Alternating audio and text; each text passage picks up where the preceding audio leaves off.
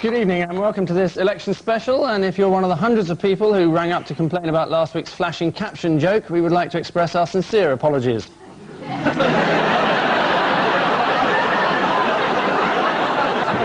In the news this week, at a polling station in Chester, one man admits to voting for Giles Brandreth.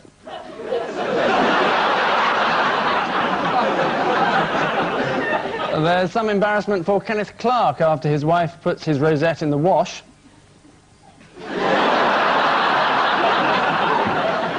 And at the last press call of the campaign, the slogan, "You can only be sure with the Conservatives," rings as true as ever.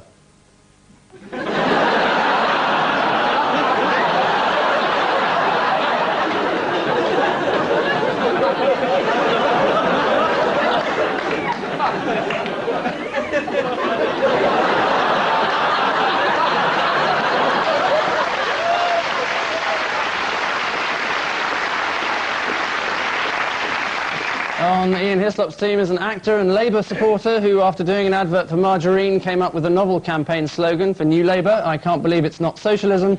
Richard Wilson.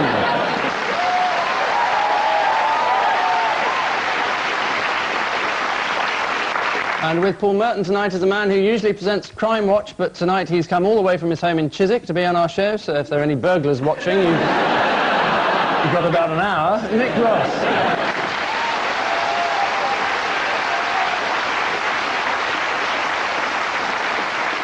Round one focuses naturally enough on the key issue of this election campaign, namely animal impersonators. Paul and Nick, what have this lot had to do with the last 6 weeks? Noel the chicken. There was a teddy bear party. Teddy Bear Alliance party. Yes. They're all party representatives. They are. They're all good at this, aren't you? Yes. Normally people sort of stumble over it for about 2 minutes before coming up with the right answer, but yes. Yes, so there was the Teddy Bear Alliance party, yes. What's their slogan? Free the Andy Pandy too, is the teddy bear party, because they used to get into that wickerwork basket at the end, and they're still in there. It may be one of their slogans, but say no to fleas. The first one was Dr. Mulwiney started the whole campaign by saying that he was sick of how trivial the campaign was, and it was time to get back to the issues. And then he launched a man in a chicken suit. But he was a Labour voter, the chicken. Noel has said he's not going to vote at all, in fact. Oh, really? Yeah. I thought he was a Labour voter. Well, he said... I thought everyone was a Labour voter. Have we got time to take a straw poll to see how everyone voted today? We've got hours left, yes. That might be interesting, Ian, don't you think? Terribly. It's up to you, Angus. It's up to you. I mean, it wouldn't take long. That's very kind of you. In that case, we won't bother.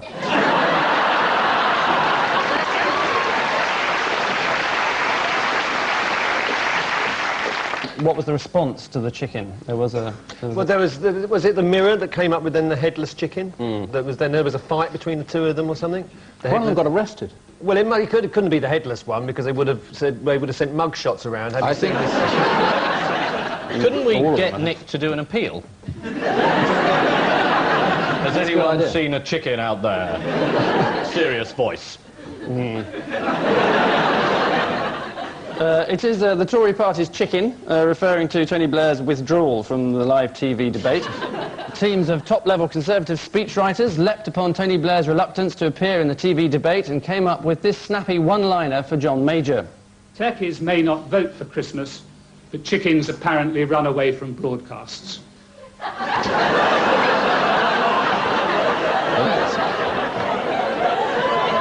Not a great soundbite, but as John Major said only this week, a soundbite never buttered a parsnip.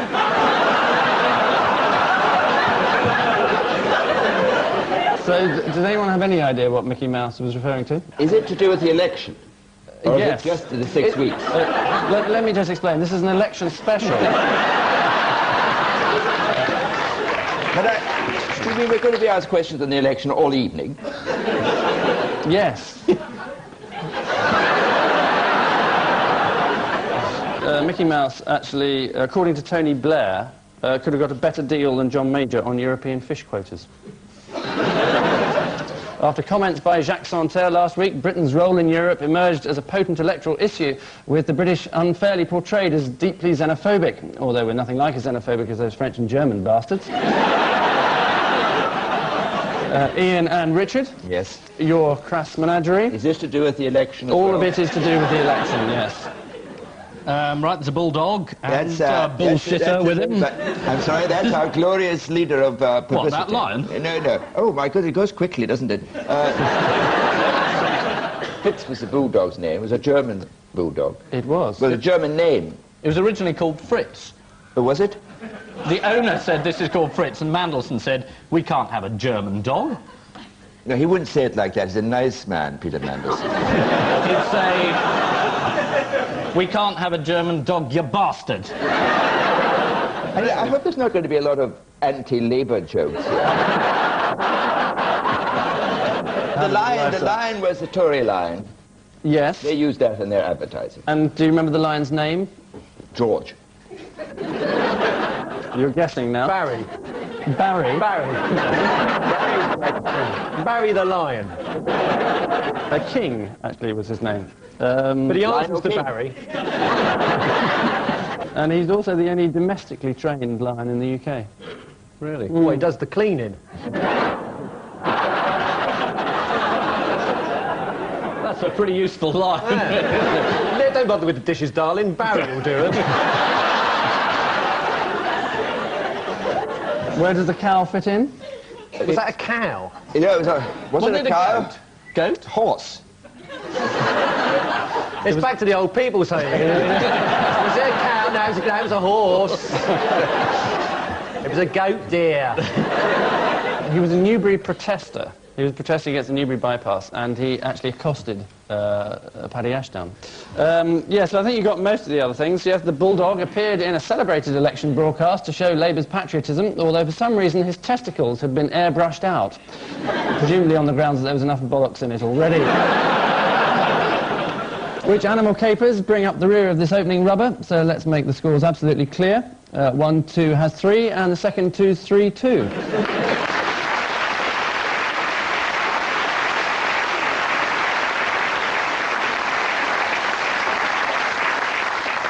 For the chameleon-like qualities of round 2, the never-changing face of our caption competition, Ian and Richard have this to inspire them. Paul and Nick, this. And we'll return for some warped interpretations a little later on, if we can be asked. Round 2 this week is amusingly entitled On the Stump.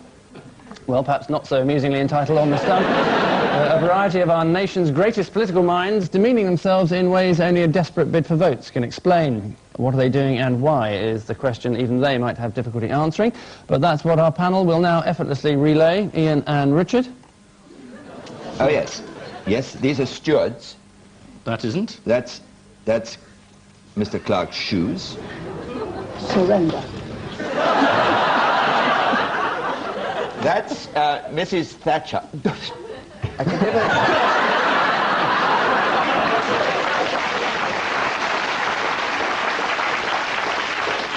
You say who it was.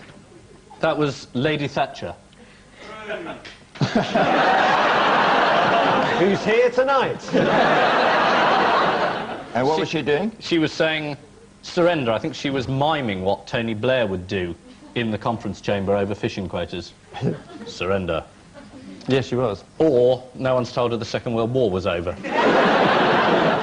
What were the rest of these things? Who was the woman who put the shoes on her hands? Mrs. Clark's shoes. His Yes. suede shoes. Reference to. And why was he doing that? Because he always wears them. But not on his hands, normally. He's saying Gordon Brown Can't fill these my brown suede shoes. Yes, exactly. And don't step on them. What does Gordon Brown have one of that Clark has two? One spare tyre around his waist. No, he has only one eye. He has a glass eye, Gordon Brown. And Kenneth Clark has two. I don't think Two you have to glass mention eyes. that.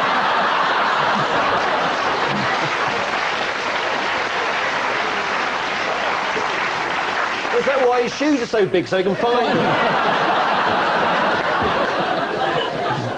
And the stewards were keeping... the reason that it was a dance, sort of steward's dance, they were currying dun, as they say in Scotland, so the cameras could see over them. So that the cameras could see over them. To the, yes. to the candidate. Sky, yeah. Personages, It was Tony Blair, wasn't it? Well, they were all wearing grey. I could have been John Major.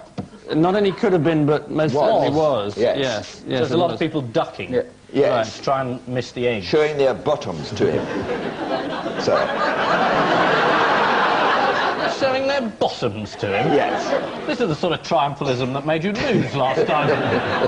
The volunteer's job is to go in front of the Prime Minister, clearing the street ahead of him, although just shouting John Major's coming normally does the trick. Lady Thatcher came out to give her support to John Major, although, of course, she won't actually be voting. People who are not eligible to vote include the members of the House of Lords, lunatics and royalty, which rules her out on all three counts. Last week, Margaret Thatcher paid a visit to a supermarket, and for an extra point, Ian and Richard, what happened next? If you want something quick, then it probably better be a steak.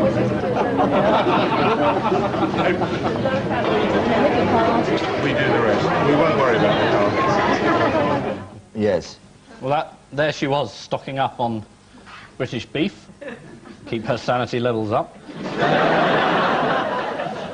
But actually, she's so in touch with life in this country that she didn't know you had to have a cheque card when you sign a cheque. So she signed the cheque, and then the girl behind the counter said, "Have you got any ID?" Well, have you got any idea?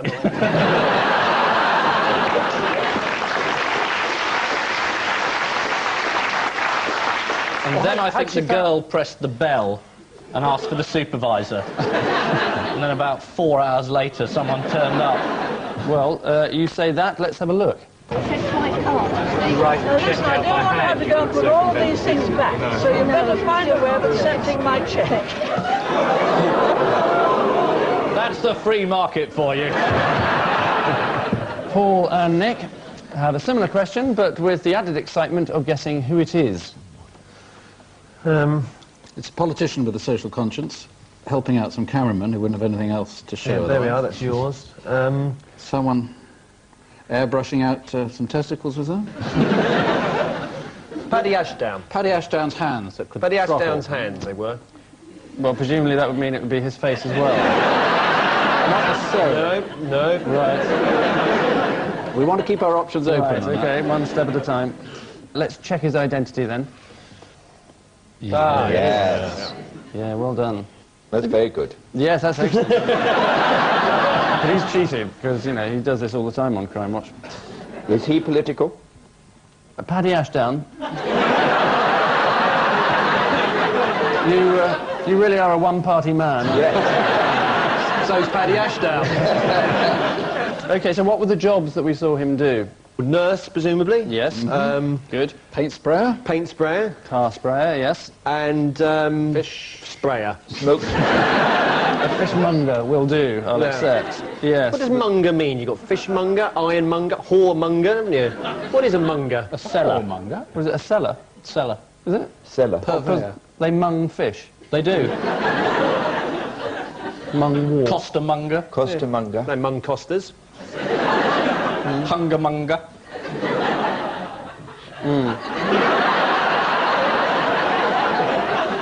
That was a Will Self impersonation. Back in the old people's home. They were rumble tonight. Could I just point out, we don't say old people anymore, we say older people. Oh, do we? Yeah. Well, we don't. We say old people.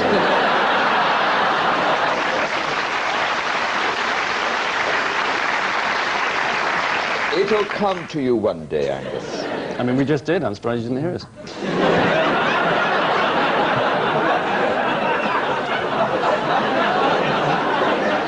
But an event occurred during the campaign to Paddy Ashdown. Oh, he became a grandad. He did, yes, and he burst into tears, apparently, when he found out. Oh, good for him. Yeah, God bless him. Mother and baby are doing very well. Grandpa's doing rather badly. You don't know that, though. Well, I'm I'm just assuming, aren't I? Paddy Ashdown's probably done more campaigning than any other leader. He's been on the campaign trail an average of 10 hours a day, clocked up over 10,000 miles and met nearly 10 Liberal voters. Just before Parliament was dissolved for the election, John Major rounded on Paddy Ashdown, saying, "You remain as pious and pompous as you have been throughout." To which Mr Ashdown replied, "Forgive him, Lord, for he knows not what he does." At one point during the campaign, Mr Ashdown went to great lengths to show that he was still in touch with the young people of today. And for an extra point, Paul and Nick, what happened next? Good luck, Brian. Brian fell off. Yeah.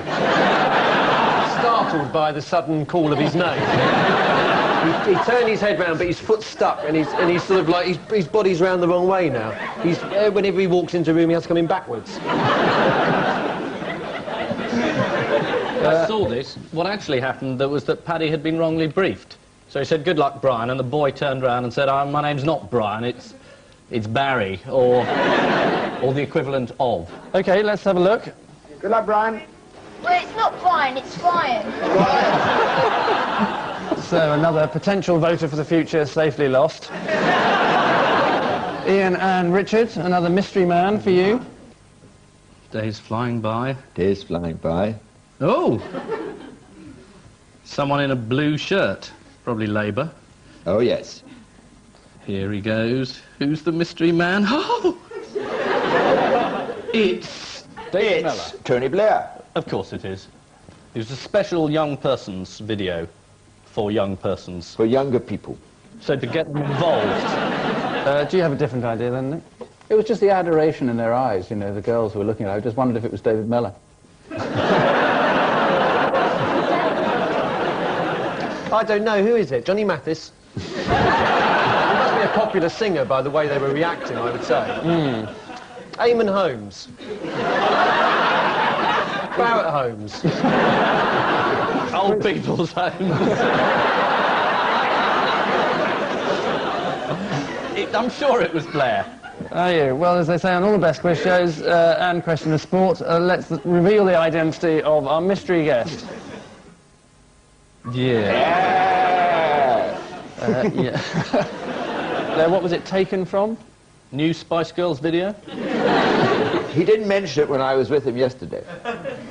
We're showing Clang! On the campaign trail. Right. So it is a video, yes, but it's a special type of video. Educational. Well, free is the word I was looking for. It was actually put through people's letterboxes. Well, it would be free because the Labour Party is like that.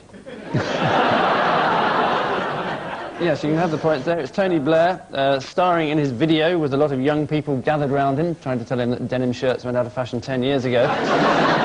In a cunning election ploy, Labour came up with a special 2 for the price of 1 offer. Read their manifesto, and you've read the Conservative one for no extra cost.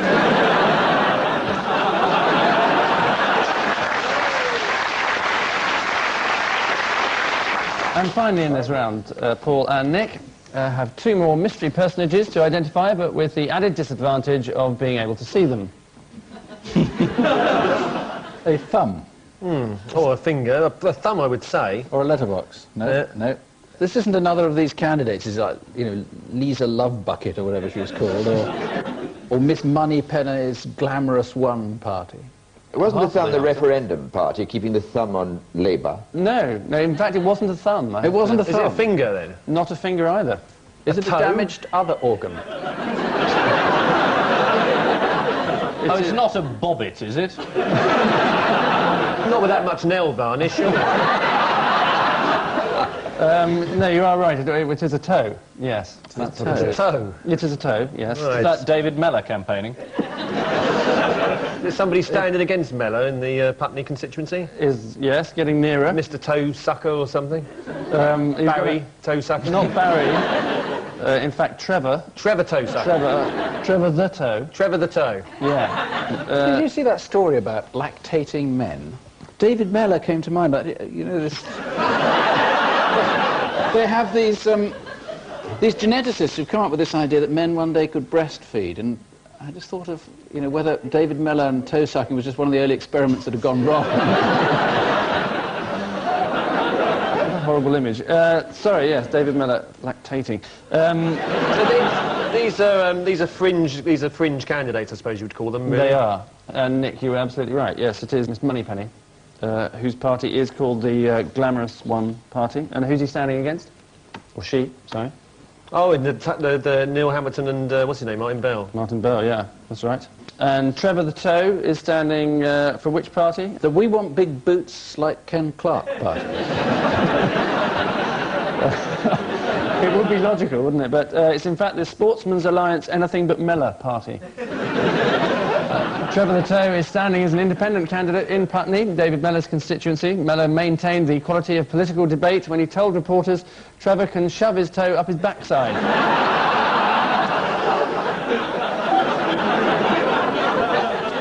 I think I'd vote for anyone who could do that.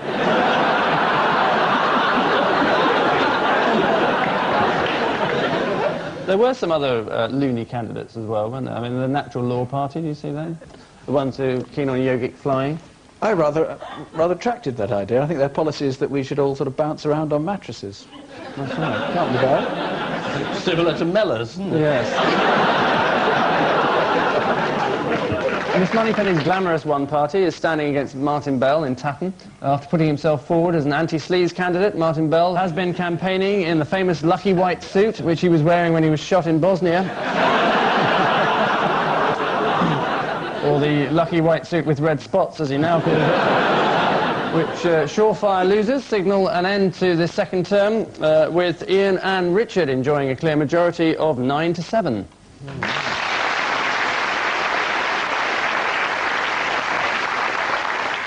And so to the breathtaking finale that our Missing Words round so rarely turns out to be. Tonight featuring a number of partially obscured election slogans, such as this, the missing words here being Britain is and Ming, as opposed to zing, which is probably slightly closer to the mark tonight. And just to keep things irritating, they'll be interspersed by one or two quotes from the past 6 idyllic weeks. So off we start with, what's behind Tony Blair? Beans Heinz. Labour means business. I'm jolly mean. I'm trying to look... I happen to know he's not at all mean. What about those spending promises then? Just wait. Labour means business? Labour means business is the right answer, very good.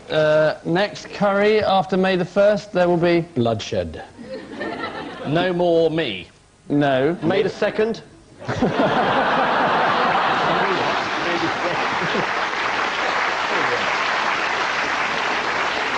I'll give you one, a bloodbath. Well, there we are. How they, bloodbath. yes. Next, what's behind John Major?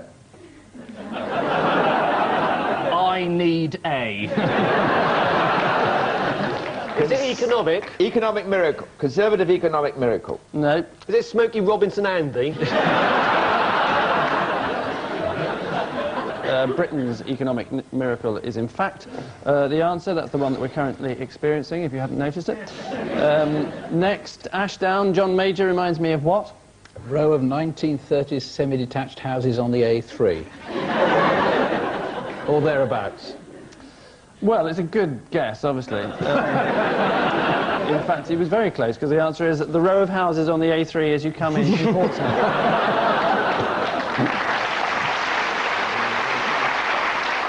And lastly, what's behind Neil Hamilton? Please. Cashmere sweater. Cashew nuts. Yeah. No, it is in fact an advertisement, but for Ladbrokes. Turn your lottery... Ladbrokes are accepting cash. Yes, very good. Ladbrokes are accepting cash, Oh. is exactly what it said. That's the surprise to us all. How did you get that? And I just... it came to you. It came up on the monitor, actually. What did? Oh, did it? Are you accusing...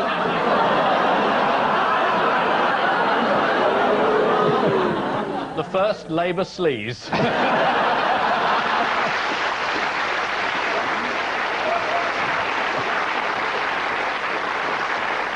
came up on the monitor and I read it out. This is... If I see something on the screen, I read it. I'm an actor. Which expert display of political awareness brings us limping to the end of this special election special. And the result just in is that Paul and Nick have been whipped through the lobbies with 12, whilst Ian and Richard have held on to their marginals with 13.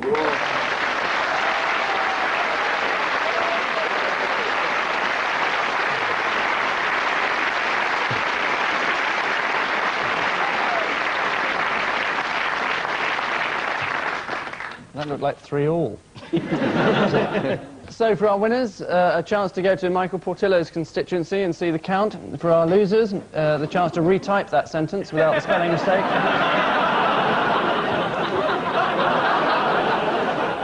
But before we retire to enjoy the hospitality in the nearest aeroplane lavatory, it's time to return to our caption competition. Ian and Richard, this was yours. It's a typo. The most famous campaign typo. It was Britain deserves butter. Photo opportunity goes wrong after Gordon Brown says, I can drive with one eye open.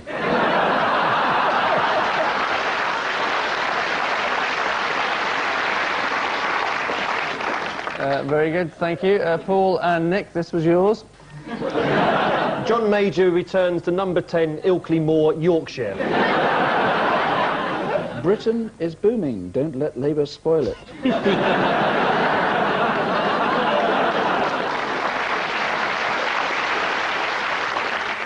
On which wholesome note we say thank you to our panellists, Ian Hislop and Richard Wilson, Paul Merton and Nick Ross. And I leave you with news that campaigning at a Nottingham bakery, Kenneth Clarke demonstrates a novel way to pick up 6 donuts.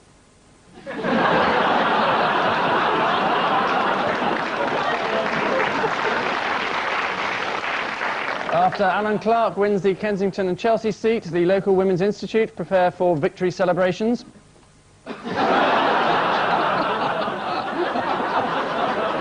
And a final reminder that over on BBC One, the election night team are covering events throughout the evening with their usual blend of insight and maturity. Good night.